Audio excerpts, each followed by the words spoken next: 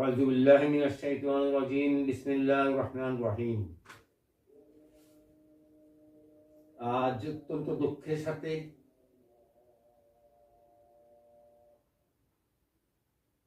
অত্যন্ত কষ্টের সাথে কিছু কথা বলার জন্য আপনাদের সামনে উপস্থিত হয়েছি।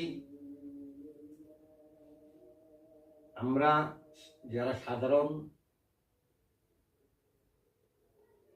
জেনারেল লাইনে পড়ালেখা করেছি কিংবা একেবারে খেটে খাওয়া মানুষ থেকে শুরু করে সর্বোচ্চ স্তরের মানুষ যারা আছেন, সবাইকে উদ্দেশ্য করে আমি কিছু একটা কথা বলার জন্য বসছি। আমরা মুসলিম, আলহামদুলিল্লাহ রাব্বিল আলামিন। আমি আজকে বেশ কয়েকদিন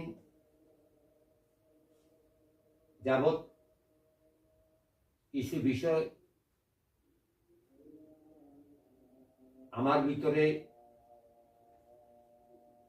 ইসলাম নিয়ে, ইসলাম যে শান্তি, ইসলাম শান্তির ধর্ম,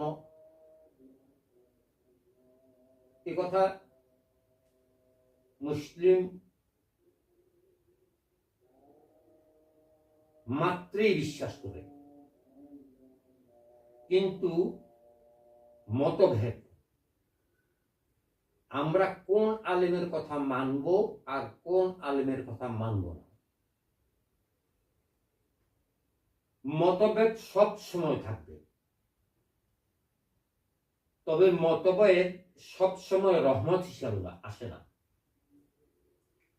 হক জানার পরও যে যদি কোনো আলেম মতভেদ করে তবে সেটা নিন্দনীয়। তিনি যত বড় আলেমই হোক, সেটা নিন্দনীয় অপরাধ। সাধারণ মুসলিম হোক আর বড় মাপের কোন আলেম হোক বা মুফতি হোক, সেটি আমি মনে করি আমার দেখার বিষয় নয়। আমি ওয়াজ কম শুনি, ওয়াজ শুনলে মাথা ঠিক থাকে না। আলেমদের যে প্রকাশ্যে মত পার্থক্য, তাতে আমরা যারা সাধারণ মুসলিম, আমরা প্রচন্ড ভাবে ক্ষতিগ্রস্ত হচ্ছি। আমরা যেভাবে ক্ষতিগ্রস্ত হচ্ছি জানি না আমরা আমাদের কপালে কি আছে, আমরা কার কথা শুনবো আর কার কথা শুনবো না। আমি শুধু একটা কথা বলবো, সেটি হচ্ছে এটা তো যাচাই করার আমাদের পক্ষে সম্ভব নয়। এটা তো বিদ্যুৎ না যে পজিটিভ এবং নেগেটিভ একসাথে করলে লাইট জ্বলবে, অতএব দেখা যাচ্ছে এই লাইটটা ঠিক। এখানে তো পজিটিভ নেগেটিভের কোনো বিষয় খুঁজে পাচ্ছি না। বাস্তবতা সেটাই। আরো সুন্দর করে যদি আমি বলি, সেটি হচ্ছে ইবনে আমর রাদিয়াল্লাহু তাআলা আনহু থেকে বর্ণিত। তিনি বলেন, কোন একদিন আমি রাসূল পাক সাল্লাল্লাহু আলাইহি সাল্লামের নিকট এলাম। তিনি বলেন, একবার তিনি কোরআনের একটি আয়াতের ব্যাপারে দুই লোকের মধ্যে মতভেদ পার্থক্য হয়ে ঝগড়ার আওয়াজ শুনতে পেয়েছেন। আর নবী করিম সাল্লাল্লাহু আলাইহি সাল্লাম সেখানে গেলেন। যে অবস্থায় তিনি সেখানে গেলেন, হুজুর পাক সাল্লাল্লাহু আলাইহি সাল্লামের চেহারার মুবারকে রাগের বহিঃপ্রকাশ দেখা যাচ্ছিল। তিনি বলেন, তোমাদের পূর্ববর্তীরা একমাত্র আল্লাহর কিতাবের উপরে দ্বিমতের কারণে ক্ষতিগ্রস্ত হয়ে গেছে। মুসলিম হাদিস 6669। আমি কোনো আলেম নই, কিন্তু আমি কাকে মানব, এটাই আমার প্রশ্ন। আজকে আমার প্রশ্ন, আমি কোন আলেমকে মানব, কোন আলেমের কথা শুনব, কোন মুফতির কথা শুনব? হ্যাঁ, হিসাব করে তো কুল পাওয়া যাচ্ছে না, কেউ ওহাবি, কেউ খারেজি, কেউ কৌমি, কেউ খেলাফতে মজলিস, কেউ আহলে হাদিস, কেউ আহলে সুন্নি, কেউ আহলে সুন্নি আল জামাত, কেউ। এখন আমাদের মতো সাধারণ যে মুসলিম, আমরা কোথায় যাব? এ বলছে কাফের, এ বলছে কাফের, এটা হচ্ছে বেদাত, এটা হচ্ছে এই, এটা হচ্ছে সেই। আমরা আসলে পাগল হয়ে যাওয়ার উপক্রম হয়ে গেছে, এবং আমরা অলরেডি পাগল হয়েও গেছি যে আমরা কার কথা শুনবো। সারাদিন ওয়াজের বিভিন্ন সূক্ষ্ম, আমি যেসব ওয়াজগুলো শুনি একেবারে সূক্ষ্ম মাসালা নিয়ে আলেমদের মধ্যে মতভেদ, সূক্ষ্ম, একেবারে সূক্ষ্ম, যেগুলো না বলাই আমার মনে হয় ভালো, একেবারে সূক্ষ্ম। তারাবির নামাজ 20 টাকা, আবার বলে কেউ 10 টাকা, আবার বলে 5 টাকা, কেউ বলে সুবহানাকা পড়তে হবে না, কেউ বলতে হবে, কেউ বলতে আমিন বলা যাবে না, কেউ বলবে আমিন বলা যাবে, কেউ বলে এই, কেউ বলে সেই। আরে এই ফিতনা, এই ফাসাদের মধ্যে আমরা কোন আলেমকে ফলো করব? কার কথা শুনবো? কে সঠিক আর কে বেঠিক কিভাবে নির্ণয় করব? এখন বিষয়টা হচ্ছে একে অপরের প্রতি যে বিদ্বেষ, একজন আলেম আরেকজন আলেমের প্রতি যে বিষাদগান, এটা ভাষায় প্রকাশ করা যাচ্ছে না। বড় বড়, আমি কোনো আলেমের নাম নিব না, আমি তো আলেম না, আমি তো মুফতি না, আমি কাকে ফলো করব? আমি একজন আলেমকে তো ফলো করতে হবে। আমি তো, আলেমরা তো নায়েব রাসূল, আমাদের সম্মানের জায়গাতে তারা, আমরা তাদেরকে তো সম্মান করব। কিন্তু আমি সম্মান একজনকে করলাম, ওনাকে মানলাম, উনি বললেন নামাজ সুন্নত পড়লে চলবো, না পড়লেও চলবো। আরেকজন বলতেছেন আমিন বললেও চলবো, না বললেও চলবো।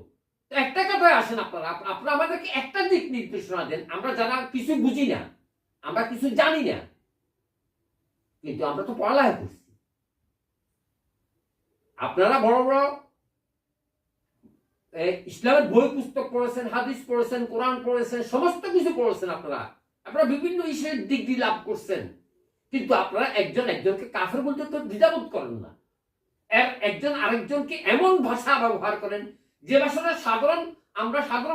সাধারণ মানুষ ব্যবহার করি না। আমরা জেনারেল লাইনের যে শিক্ষিতরা, আমরা ব্যবহার করি না। আমরা যারা সর্বোচ্চ শিক্ষিত, যারা, আমরা তো ছোটখাটো শিক্ষিত, সর্বোচ্চ শিক্ষিতরা আপনাদের মাহফিলের সামনে, আপনাদের সামনে গিয়ে বসে আপনাদের ওয়াজ শুনে, কিন্তু আপনাদের ভিতর যে ফিতনা, এত ফাসাদ আপনাদের মধ্যে, আমরা কাকে ফলো করব? আমরা কোনো দিক নির্দেশনা পাচ্ছি না, আমার মনে হয় আমরা পাবো না। কেননা তার কারণ হচ্ছে একজনের কথাবার্তা, আচার আচরণকে সম্মান করে না, একজন আলেম আরেকজন আলেমকেই সম্মান করে না। আমি কিভাবে সম্মান করব? একজন আলেমকে আরেকজন আলেমকে সম্মান করছে, একজন আলেমকে আরেকজন আলেমের সাথে বসে একটা সিদ্ধান্তে উপনীত হতে পারছে না। দায়ীকে, এর জন্য দায়ীকে, এটার জবাব কিয়ামতের ময়দানে আল্লাহর সামনেই দিতে পারবেন, দিতেই হবে আপনাদেরকে, বাঁচতে পারবেন না।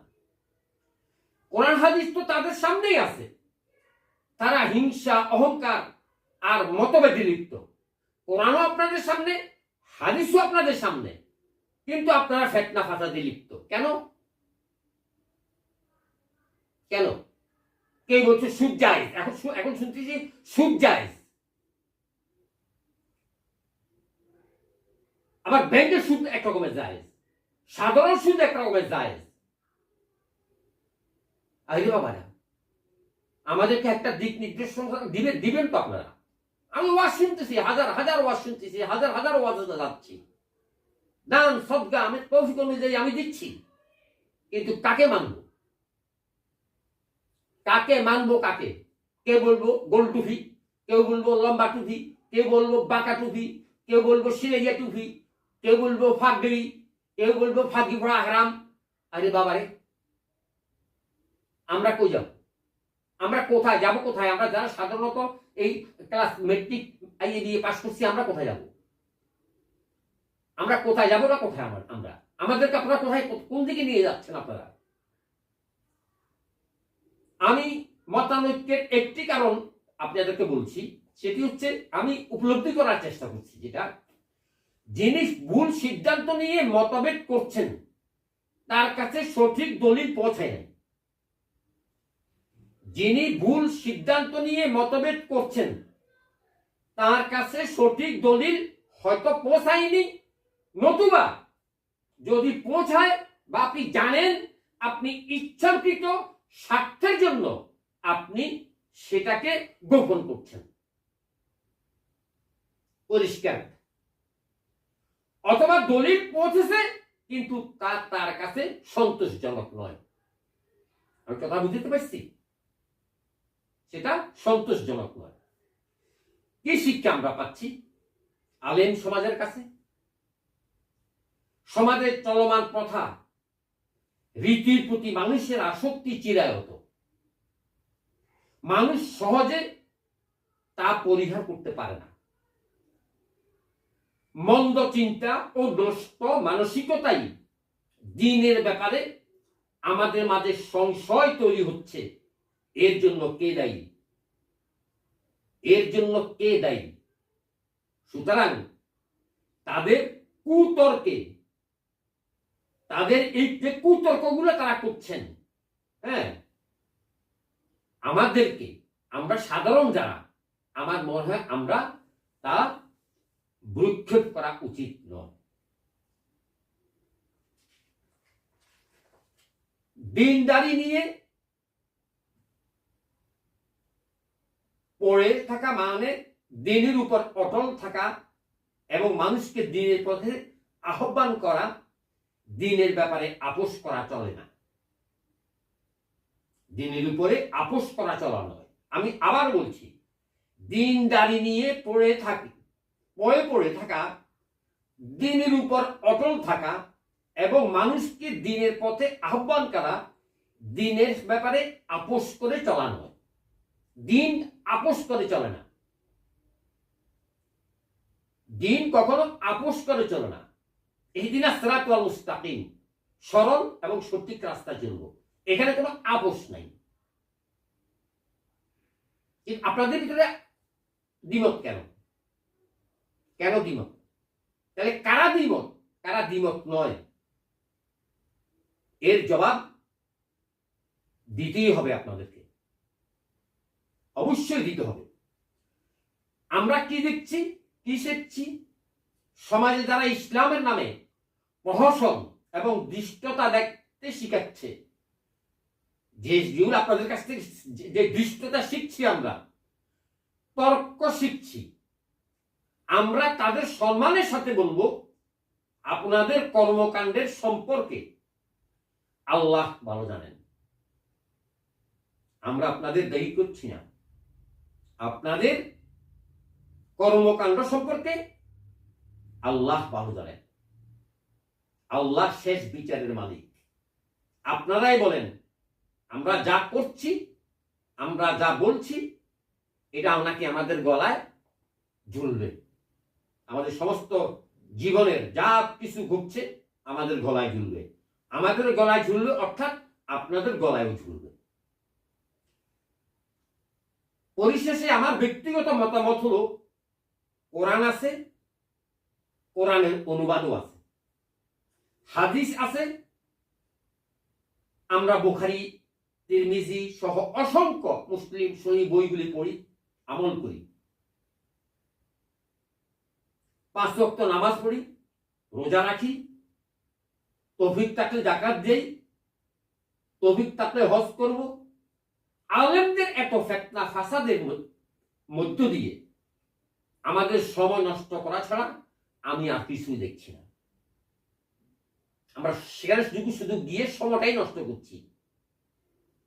এটা বলে মাজার ভালো, এটা বলে মাজার ভালো না, এটা বলছে সব ভাঙ্গি ফেলো, এটা বলছে সব গুঁড়ে ফেলো, বাবারে এটা বেদাত, এটা হারাম, এটা হালাল, আলেমদের কথা, যেমন এটা হালাল, আবার বলছে যে আরেকজন বলছে এটা হারাম, একজনে বলছে যে এটা হারাম, আবার এটা হালাল। এখন সুবহানাকা পড়তে হবে না, কোন কোন আলেম বলতেছে সুবহানাকা, এগুলোর দরকার নেই, নামাজের পরে মুনাজাতের দরকার নাই। আবার কেউ বলতেছে যে মুনাজাত তো করতে হবে, আল্লাহর কাছে হাত তুলতে হবে। তাহলে কারটা সঠিক, কোনটা বেঠিক? কোনটা সঠিক এবং কোনটা বেঠিক? কার কথা শুনবো, কার কথা মানবো? হ্যাঁ, এখন আলেমদের এত ফিতনা ফাসাদের মধ্য দিয়ে আমাদের সময়টাই নষ্ট হচ্ছে, আমরা সঠিক পথ খুঁজে পাচ্ছি না, আমরা কোন সঠিক রাস্তা নির্দেশনা আমরা পাচ্ছি না এবং পাচ্ছি না। আপনারা তো এক পথে আসতে পারবেন না। লা ইলাহা ইল্লাল্লাহু মুহাম্মাদুর রাসূলুল্লাহ, এই নিয়ে বিতর্ক নাই আপনাদের। কোরআন শরীফের আয়াতের ব্যাখ্যার মধ্যে যাইয়াও আপনারা এক একজন এক এক ক্রমের ব্যাখ্যা দিচ্ছেন। আমরা কোন আলেমকে মানব? সকল আলেমদের প্রতি সম্মান শ্রদ্ধা দেখে আমি বলবো, আমরা যারা, আমার এই কথাগুলো যারা শুনছেন, আমরা কার কথা শুনবো, কার কথা মানব? ওই প্রথমে বলছি না, যদি এমন একটা কিছু থাকতো যে পজিটিভ নেগেটিভ দিয়া যখন একসাথে লাইট জ্বলায়, যে হ্যাঁ এই লাইটটা ঠিক, এই পজিটিভ নেগেটিভটা আমাদেরকে একটু দেখাই দেন। যে লাইট যে জ্বালায়, যখন লাইট জ্বলবে আমরা মনে করব এটাই সঠিক, এটাই সঠিক। কিন্তু এই সঠিক রাস্তা বের করার দায়িত্ব, আমাদেরকে সুপথে পরিচালনা করার দায়িত্ব নায়েবে রাসূলদের। আমরা যাদেরকে মাথার তাজ মনে করি, আমরা যাদেরকে সম্মান করি, আমরা যাদেরকে দেখলে নতজানু হয়ে যাই, কেন? সম্মান করি আমরা। কিন্তু আমরা সম্মানের রাস্তা, আপনাদের কারণে আমরা আপনাদেরকে সম্মানের রাস্তা মনে হয় আপনারা সামনে পাবেন কিনা, পাচ্ছেন কিনা, এখনো পাচ্ছেন কিনা, আমার মনে হয়, আমার সন্দেহ আছে। অতএব আমি আমার যে বক্তব্য, এই বক্তব্যটা হচ্ছে, আমরা এত ফিতনা ফাসাদের মধ্যে না গিয়ে, যারা আমরা সাধারণ শিক্ষিত মা বোনেরা, সাধারণ শিক্ষিত মা বোনেরা যারা আমরা আছি, আমরা বাংলা কোরআন শরীফ তো আলহামদুলিল্লাহ আমরা সবাই পড়তে পারি, আলহামদুলিল্লাহ প্রায় শতকরা 70 জন পড়তে পারে আমার মনে হয়। এখনকার জামানায় হয়তো সেরকম মাদ্রাসা নাই, আমাদের সময় মুক্তব ছিল, আমরা মুক্তবে পড়ালেখা করছি। হ্যাঁ, আমাদের মা বাবা আমাদেরকে শিখিয়েছেন। এখনো বড় বড় জেনারেল লাইনের শিক্ষিত লোকেরাও প্রথম সন্তানদেরকে দিনী শিক্ষা দেয়, বাড়িতে আলেমদেরকে এনে দিনী শিক্ষা দিচ্ছে, দিনী শিক্ষা দিচ্ছে। আলহামদুলিল্লাহ, যেহেতু কোরআন আমরা পড়তে পারি, যেহেতু কোরআনের তাফসীর, বাংলা তাফসীর আমাদের সামনে আছে, আমরা এগুলো পড়ব। বিশেষ করে আমি আমার মতে, আমি নামাজ পড়ব, আমি রোজা রাখবো, আমার তৌফিক যদি থাকে আমি যাকাত দেব। ইমাম তো ইনশাআল্লাহ ইমাম তো আছেই, যেহেতু আমি মুসলিম, তৌফিক থাকলে যাকাত দিব, তৌফিক থাকলে হজ করব। আর বাকিগুলো আমাদের পারিবারিক শিক্ষা আছে, বাবা মাকে খেদমত করতে হবে, হ্যাঁ, ছেলে সন্তানদেরকে সুশিক্ষা দান করতে হবে। এগুলো আপনাদের কাছ থেকে না শুনলেও আমরা পারবো, কারণ আপনারা তো আমাদেরকে শিখাবেন, আমিন বলিয়েন না, আমিন বলার দরকার নেই। হাত এভাবে তুললে চলবো, হাত এমনি বানলে চলবো, সোজাই হলেও চলবো, বাঁকা হইলেও চলবে।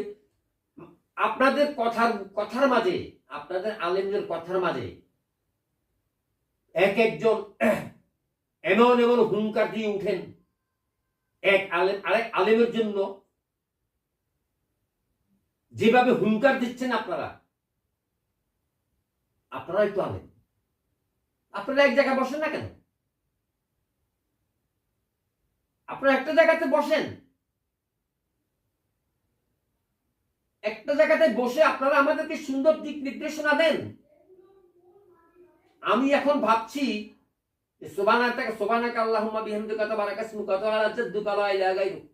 এটা নাকি এখন পড়া লাগবে না। বিতরের নামাজ 10 রাকাত, কেউ 15 রাকাত, কেউ 20 রাকাত, কেউ 60 রাকাত, যার যার খুশি, যে যেভাবে আপনারা বলছেন, আপনারাই তো বলছেন, আমরা শুনছি, আমরা শুধু শুনছি, আমরা কিছু করতে পারছি না, আমরা কিছু করতে পারছি না। তা আমাদের এখন এত কিছুর দরকার নেই, আমরা এত কিছু এখন আর শুনি, আপনাদের কাছ থেকে শুনতে শুনতে আমাদের এই কান ওই কান সব ভরা হয়ে গেছে। এখন আমাদের দায়িত্ব হবে কি, আমরা সুন্দরভাবে যেভাবে পারি, কেন আপনাদেরকে শিখতে গেলে তো মত পার্থক্য, এই বলে এমনি বাঁধবেন, এই বলে এমনি বাঁধবেন, এই বলে ওইভাবে বাঁধেন, এই বলে সোজাভাবে বাঁধেন, এইভাবে আপনি আপনাদের কাছ থেকে শিখার মতো আমি মনে করি আপনাদের কাছ থেকে, কারণ আমাদের কোনো কিছু শিখার নেই। এখন আমরা বাবা মা আমাদেরকে যেভাবে শিখাইছে 5 ওয়াক্ত নামাজ, আমরা সেভাবেই নামাজ আদায় করব, আমরা সেভাবেই রোজা আদায় করব, আমরা মিথ্যা থেকে দূরে থাকবো, বাবা মা শিখেছে মিথ্যা বলিও না, আমরা সত্যের পথে অটল থাকবো।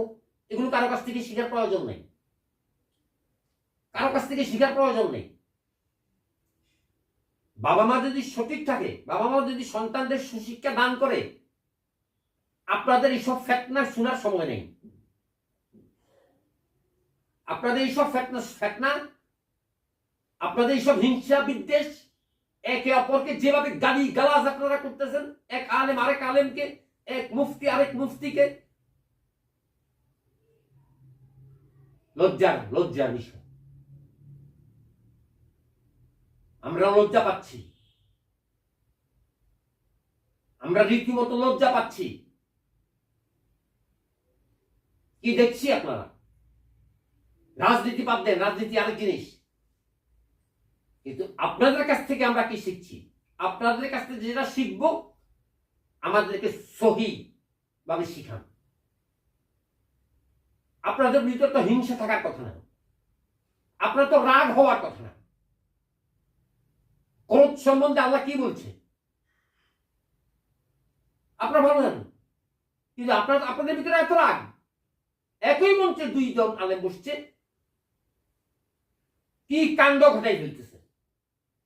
আমার মনে হয় সাধারণ যারা রাজনীতি করে, মারামারি করে, তাদের চাইতে আপনারা বেশি করতেছেন। এক আলেম আরেক আলেমকে চেয়ার থেকে উঠে দিতেছেন। তুমি কি আমার থেকে বেশি বুঝো? আরে ভাই, শিক্ষার তো কোনো শেষ নাই, শিক্ষার তো কোনো শেষ নাই। শিক্ষার কি কোনো শেষ আছে? শিক্ষার কোনো শেষ নাই। আমি আপনাদের প্রতি অনুরোধ থাকবে, আমাদেরকে বিভ্রান্ত করবেন না। আমরা সাধারণ মানুষ, সাধারণ মুসলিম। আপনারা হক কথা বলেন,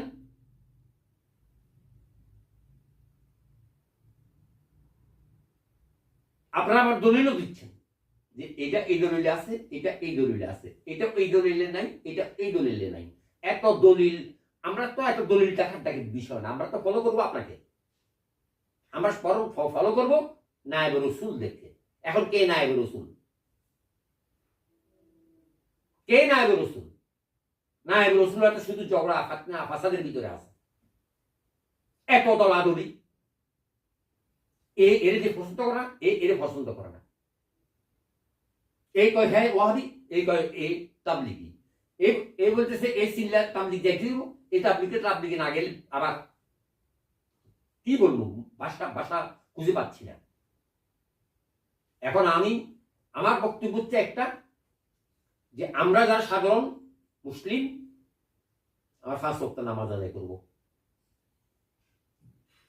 আমরা আলহামদুলিল্লাহ রমজান মাস আসছে, আমরা রোজা রাখবো। আলহামদুলিল্লাহ যদি আমাদের ক্ষমতা থাকে আমরা যাকাত আদায় করব। আলহামদুলিল্লাহ আমাদের ক্ষমতা থাকলে আমরা আল্লাহর ঘর নবীজির রওজা জিয়ারত করব। যদি না থাকে 3টা তো পালন করতে পারবো, ঈমান, নামাজ, রোজা, 3টা তো পারবো। এই 3টা পারার জন্য অতিরিক্ত জ্ঞানের প্রয়োজন নেই, এত জ্ঞানের প্রয়োজন নেই। আল্লাহ আমাদের সবাইকে সঠিক পথে চলার তৌফিক দান করুক। আমি সবাইকে বলবো আপনারা প্রত্যেক ঘরে ঘরে বাজ কোনো বই রাখবেন না। অমুক আলেমে এইটা লিখছে, অমুক আলেমে এটা লিখছে, অমুক আলেমে এটা লিখছে। এত বই পড়ার সময় নেই, এত আলেমের বই পড়ার সময় নেই। সহিহ বুখারী আছে, তিরমিজি আছে, তারপরে কিছু কয় কিমিয়ায়ে শাহাদাত আছে, তারপরে এই দাউদি ইব্রাহিম আছে, বাংলা এই কোরআন শরীফের বাংলা তর্জুমা সহ। এটা আমি সৌদি আরব থেকে আনেছি। হ্যাঁ, এখানে সব কিছু একদম বিস্তারিত সমস্ত কিছু এখানে উল্লেখ আছে, সমস্ত কিছু উল্লেখ আছে, সমস্ত কিছু, সমস্ত বিষয় একদম পুঙ্খানুপুঙ্খ শানে নজরুল সহ কে কোথায় কিভাবে কি করছেন সমস্ত কিছু এখানে উল্লেখ আছে। এই সূরা কাহাফের আমি এখন যেটা দেখলাম, সূরা কাহাফের শানে নজরুল যেটা দেখলাম, হ্যাঁ সেটা দেখলাম বিশাল শানে নজরুল, বিশাল শানে নজরুল। হ্যাঁ, এগুলো সাধারণত সব জায়গায় পাওয়া যায় না, আপনারা খুঁজে নেন, আপনারা পাবেন। হ্যাঁ, এটা পুরো পুরো পুরো পুরো কোরআন শরীফ, পবিত্র কোরআন, বাংলা অনুবাদ এবং সংক্ষিপ্ত তাফসীর। এখন আপনারা হয়তো আমাকে বলবেন যে ও এই নতুন নতুন লোক বাইরেছে না। আমি নতুন লোক আর পুরানা লোকের বিষয় না, কারণ আপনাদের ভিতরে যেগুলো দেখছি এটা লজ্জা লাগে, লজ্জা, একেবারে লজ্জাই লাগছে, লজ্জাই লাগতেছে।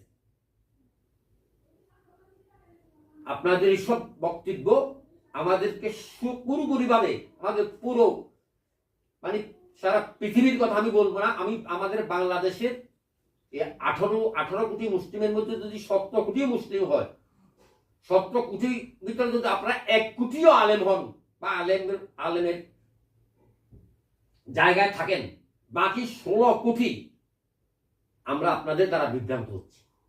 আমরা সঠিক পথ খুঁজে পাচ্ছি না, আমরা সঠিক কোন পথ খুঁজে পাচ্ছি না, এবং এর জন্য আপনারা দায়ী। আপনারা বলেন কোনটা সঠিক কোনটা বেঠিক, আমরা কাকে অনুসরণ করব?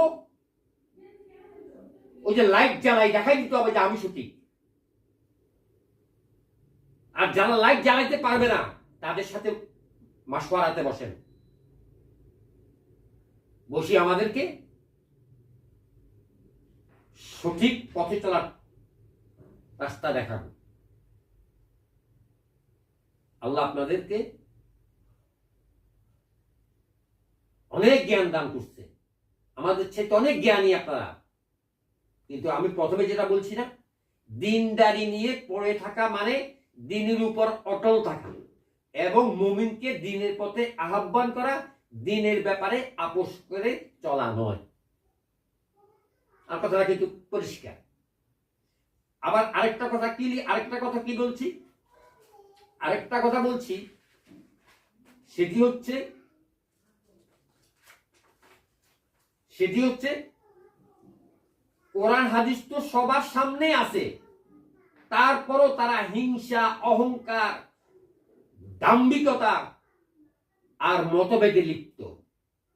সর্বশেষ কথাগুলো আমি বলছি।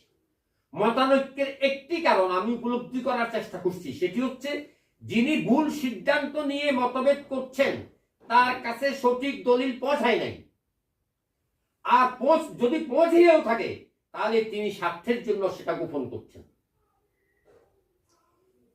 আরেকটা হচ্ছে অথবা দলিল পৌঁছেছে কিন্তু তার কাছে সন্তোষজনক নয়।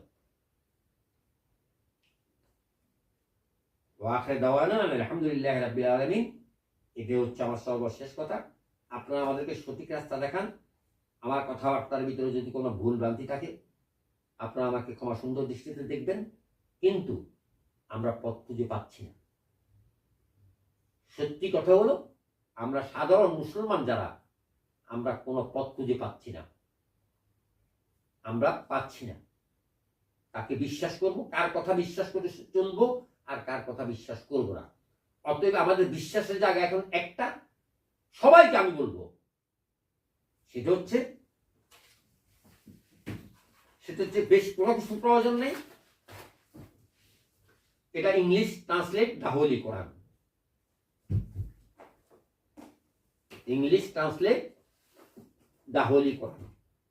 যারা ইংরেজিতে বেশি বুঝেন আপনারা ইংরেজিটা পড়েন, আর যারা বাংলা কোরআন শরীফ আছে, বাংলা কোরআন শরীফ তর্জমা সহ আছে, সেটা পড়েন। আর যদি আপনাদের পক্ষে সম্ভব হয়, এটা হচ্ছে পবিত্র কোরআন শরীফ বাংলা অনুবাদ ও সংক্ষিপ্ত তাফসীর, একেবারে সহজ সুন্দর সাবলীল ভাষায় এখানে লিখা আছে। আপনি কি করবেন, আপনি সারাদিনে কি করবেন, আপনি কার সাথে কিভাবে চলবেন, কার সাথে কি ব্যবহার করবেন, স্বামীর সাথে কি ব্যবহার, স্ত্রীর সাথে কি ব্যবহার, ছেলের সাথে কি ব্যবহার, পাড়া প্রতিবেশীর সাথে কি ব্যবহার, সমস্ত বিষয় এই পবিত্র কোরআনুল কারীম বাংলা অনুবাদ ও সংক্ষিপ্ত তাফসীরের মধ্যে উল্লেখ আছে। আপনারা পড়েন, আপনারা আমল করেন, এটার উপর আমল করেন, এটার উপর আপনারা আমল করেন। আমার কাছে উপরে আছে তিরমিজি শরীফ আছে, দাউদ ইব্রাহিম আছে, কিমিয়া শাহাদাত আছে, সব কিছু আছে। আমি সব কিছু এখন পড়তেছি, পড়ে একটা সিদ্ধান্ত উপনীত হয়েছি যে না, কারো কথা আর শুনবো না, কারো কথা আর শুনবো না। আমার জন্য দিস ইজ মাই কনস্টিটিউশন, এটা আমার সংবিধান। আমার সংবিধান আমার সামনেই আছে, আমার কার্যপ্রণালী বিধি আমার সামনে উপস্থিত, আমার সামনে উপস্থিত। আমার সামনে যেহেতু উপস্থিত, আমি এটা নিয়েই চলবো, এর বাইরে যাওয়ার আমার কোনো সুযোগ নাই। আমার সুযোগ আছে, কারণ আপনারা যে নায়েব রাসূল, আপনাদের কথা শুনতে হবে, কিন্তু আপনাদের ভিতরে যে মতানৈক্য, যে মতভেদ, যে অহংকার, যে হিংসা, যে বিদ্বেষ, যে দাম্ভিকতা, এক একজনের এক এক মন্তব্য, এক একটা আয়াতের এক একটা তাফসীর আপনারা এক একজন এক একভাবে যা মন চায় সেভাবে দিচ্ছেন।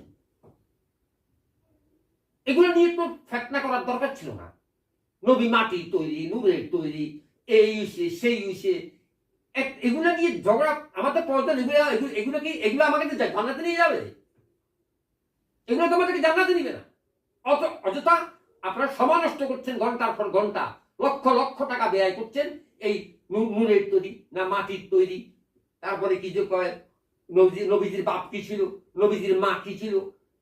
আমার কিছু দরকার আছে? আমার কিছু দরকার আছে? এত কিছু? আমাদেরকে সাধারণভাবে কোন কোন কাজটা মানলে আমরা ন্যূনতম ক্ষুদ্রতম একজন মুমিন হতে পারবো, সেই রাস্তাটা আমাদেরকে দেখেন। আপনারা ফিতনা ফাসাদ করেন, আমাদের আপত্তি নেই। আপনাদের ফিতনা ফাসাদে আমরা যাচ্ছি না, যাবো না।